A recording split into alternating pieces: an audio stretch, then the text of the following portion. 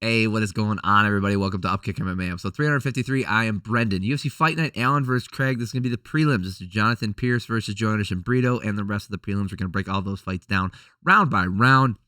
If you like this kind of thing, subscribe to the channel. That way you know the next video is coming out. I'd appreciate it. If you are looking for a specific fight, timestamps are down below. All right, let's talk about this one. Joanderson, Brito. Yeah. Man, he's a tough customer, man. Like the oldest thing I could ever say. He's a tough customer, that guy. Got a lot of chutzpah. Well, I like the cut of his jib. Good grief. Pearce goes for the takedown, and Brito squeezes hard on a guillotine. Brito gets the lift and slam right into side control. Brito goes to the back and rolls right off. Now Pearce in side control. Lots of grappling.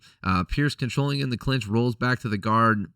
Rolls right into an armbar attempt. Beautiful attempt by Pearce. The pressure from Pearce is nonstop, and he controlled most of this round. I don't know if Brito landed enough. If you look at the damage here, 12-8 for Pearce for striking numbers, and then you look at the control time, he had slightly more. I gave this first round to Pearce. Makes sense. Second round, Pearce starts a round with a takedown using the inside trip. Pearce is saying he's hit me in the back of the head, and then Brito starts making fun of him, going like, blah, blah, blah, blah, blah, blah. And then Pearce says, like, well, then get up and do something about it. But anyway, Brito goes for the ninja choke and gets the finish. Like, it was so fast. It happened so fast. It's crazy. I am curious as to see who they gave. Let's see here. Come on now. Chris Lee and Tony Weeks gave that first one to Joanderson, Brito. Saul D'Amato gave it to Pearce. All right. It was a close round, I guess. Good fight by Brito, pulling it out yet again in a fight that I thought he was losing up till that point, in my opinion. All right. Chad Anheliger versus Jose Johnson. Yeah, this one. It's so weird. I don't know how this guy is in this division. Jose Johnson's like 6 foot tall. I don't know how he's weighing in at 135 pounds. Size difference. Like, it didn't even look like they were not even in the same weight class. It didn't look like they were within 2 weight classes of each other. It was crazy. Johnson landing a kick up the middle. Johnson getting the takedown, lands some good ground and pound. Anheliger gets up, lands some hard right hooks of his own. Anheliger using the takedown to keep Johnson against the fence, but Anheliger used the trip to take down Johnson. Johnson reverses it. They reverse it again, and Anheliger landed some ground and pound. Then they reverse it again, and Johnson landed ground and pound. It was actually fun. This was a fun fight to watch. Johnson 23-10 in this first round. Slightly more control time, 20 minutes. 2 minutes to the 1 minute of control time for Anheliger. Size was a big difference maker in this round. Second round, eye poke for Anheliger. No punishment for him. Hard. It's really hard for Anheliger to manage the range, only able to land when Johnson moves in after a strike. So, he's just getting outstruck. 13-7 in this round.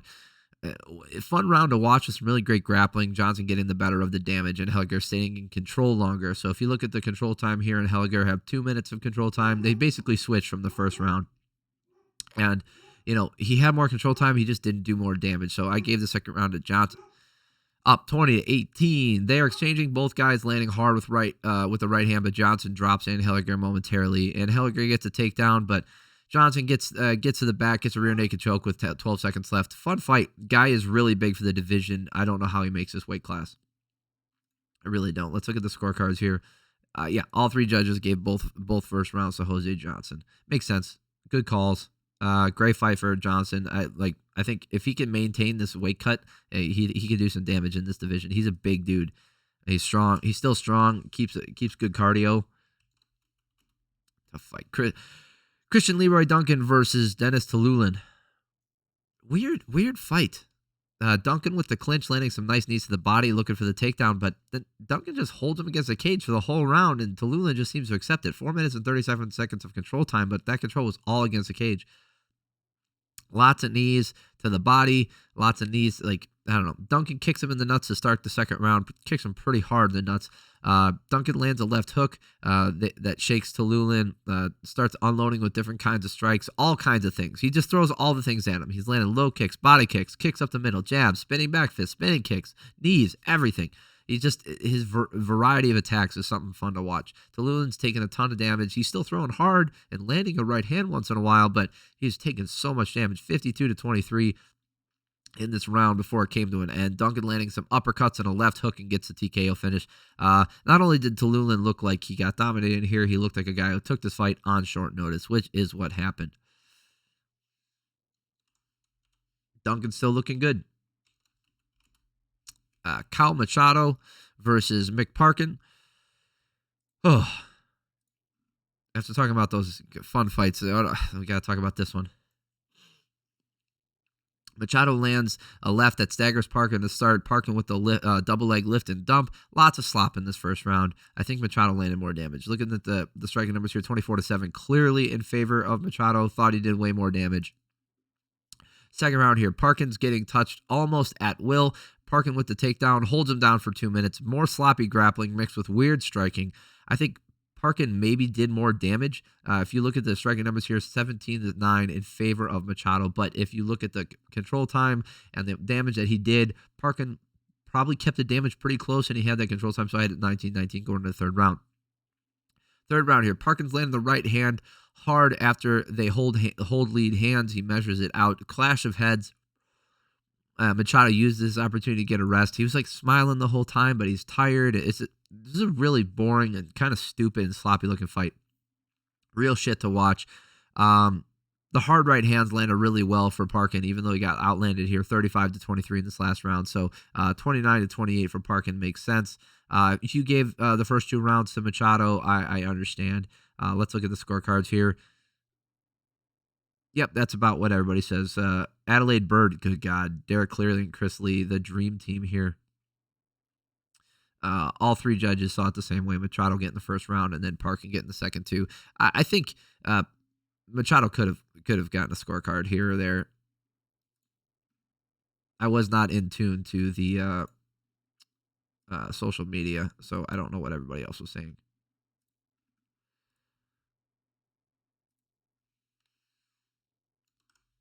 All right. Jeka Saragih versus Lucas Alexander. Lucas missed weight by 2 pounds. You know, anybody who's ever cut weight before, they say it all the time. The last couple pounds are the hardest ones to cut. Those are the ones that make you want to quit because you keep going back to the scale and you find out you haven't lost weight, even though you feel like you sweat it out. You go, you sweat, you work, you come back, find out you lost half a pound. It's miserable. It's demoralizing. It sucks. So those last 2 pounds do mean a lot.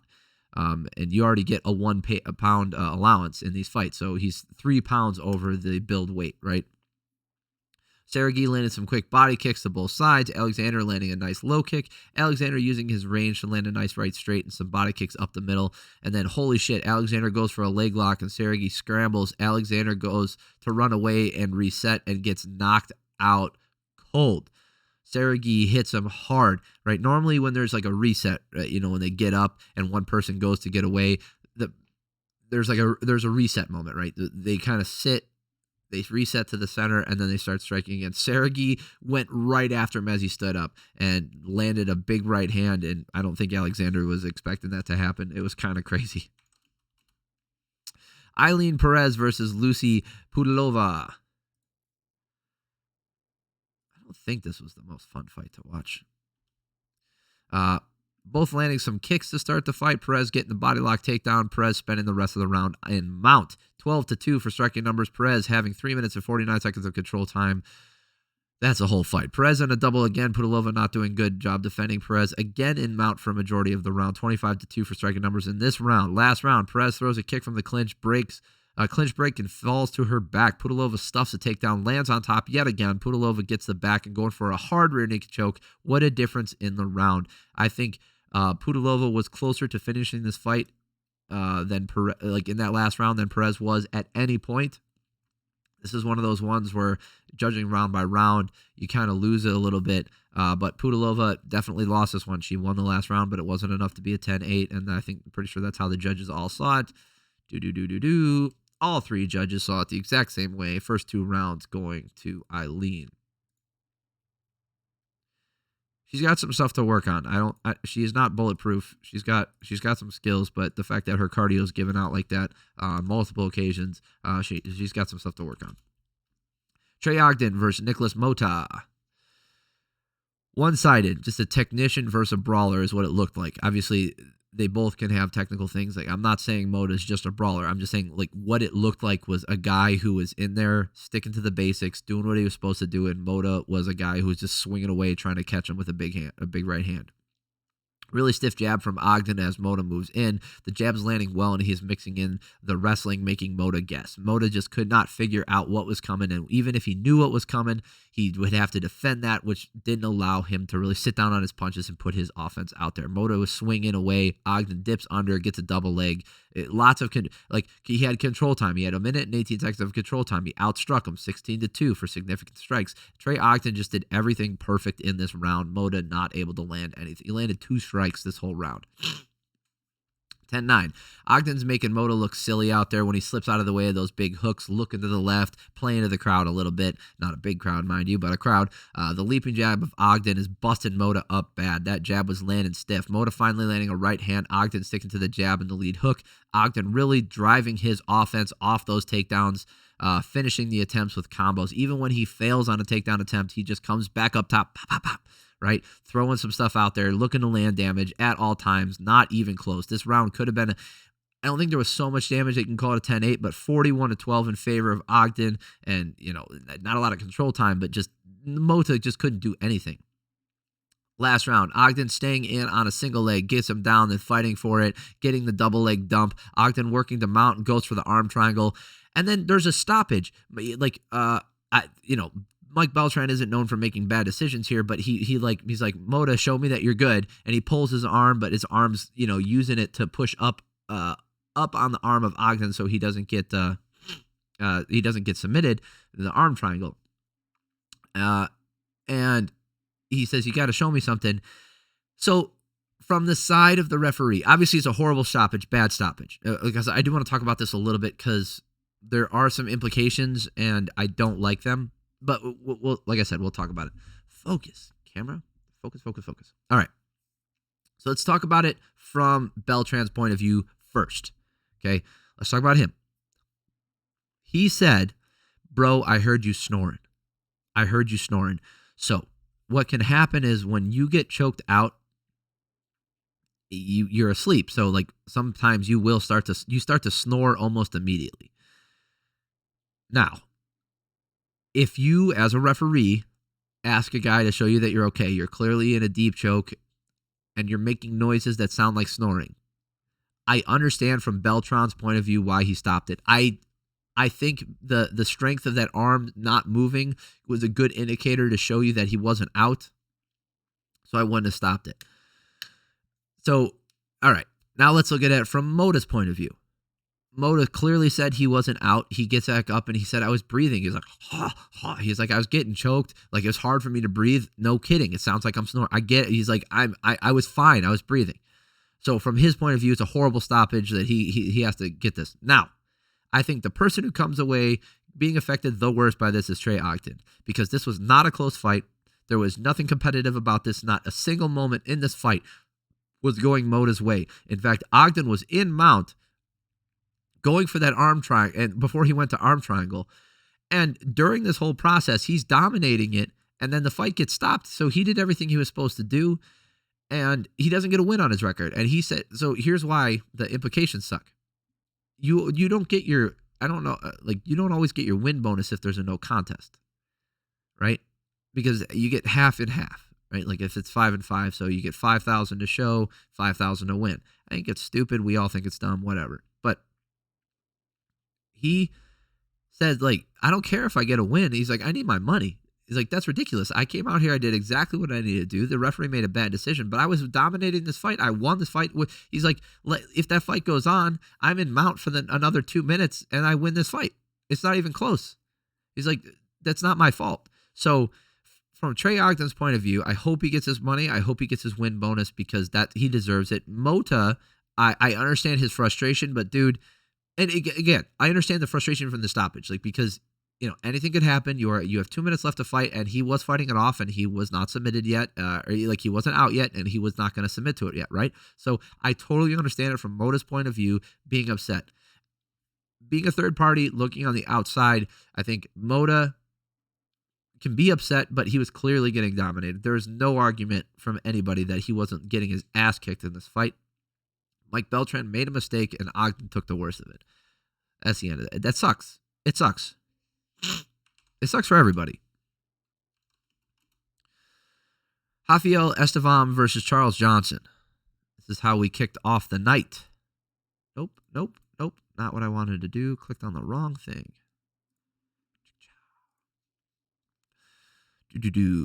All right. Estevam missed weight by 2 pounds. We just talked about this. The last 2 pounds of some of the hardest ones to cut. This is not an insignificant thing. Missing weight is terrible, regardless if it's by a pound or 2 pounds or 10 pounds. But missing it by 2 pounds and saying like it means nothing is ridiculous. So he clearly missed weight. Comes out, Estevam looking for that takedown. Johnson uses the body lock and low kicks to keep distance, or body and low kicks, sorry, not body lock. Estevam using the throw to get him to the ground. Johnson works his way back up and stays in the clinch, but gets thrown down yet again. Estevam with a ton of control in the first round. Not a lot of damage. Nobody really landed any. Johnson landed just as much. It's 8-7 in favor of Estevam, but that's not going to win you the round when you're on your back for 3 minutes and 50 seconds. So second round starts. Estevam right in for the takedown, wants no part of the stand-up. Estevam gets to the back and goes for the rear naked choke. Johnson back up with 1:25 left. Johnson is landing some really nice shots as the round ends. I don't know if this was enough, but technically he did more damage. You cannot tell me in any way, shape, or form that Johnson didn't do more damage. 11 strikes to 1 from Estevam. He landed some really hard shots. Yes, he spent 4 minutes on his back, so technically this should go to Johnson, but I guess the rear naked choke attempt gets Estevam this round. Because he did nothing else. He attempted, 2 ground strikes and landed 1 of them. So no damage. You can hold. It's just positional dominance. Positional dominance does not win you the fight if there are other factors involved. Last round here. Johnson right in his face, unloading to the body, oversends a bit, ends up in the clinch. But then Estevam's just so freaking tired that he starts a panic wrestle. Johnson landing a great knee, defending a takedown. Johnson staying in his face, landing elbows in tight, digging into the body, landing hooks all around the guard. Estevam running away and then starts a panic shoot. This sucks for Johnson because I almost wanted to give him a 10-8 round for this. It just wasn't enough. I could have given him the 10-8, 54-9. Look at the striking numbers. It wasn't even close. Estevam had nothing left in his body. The dude missed weight, gassed out in 2 rounds. I think it's incredibly unprofessional. And then afterwards, he's all excited because he barely got the win. This is one of those times where, a 10-8 round makes this feel right. Because the guy, he held him down for 2. This is one of those ones where if you didn't judge this round by round, Johnson wins this fight hands down. It's not even close, right? It's just not even close. You can hold a guy down for 10 minutes, but that's not the game we play. That's not the game we play. There's no complaining here, right? Estevam won those first 2 rounds. That's how it goes. It's whether or not you thought Johnson did enough in that last round to give it a 10-8.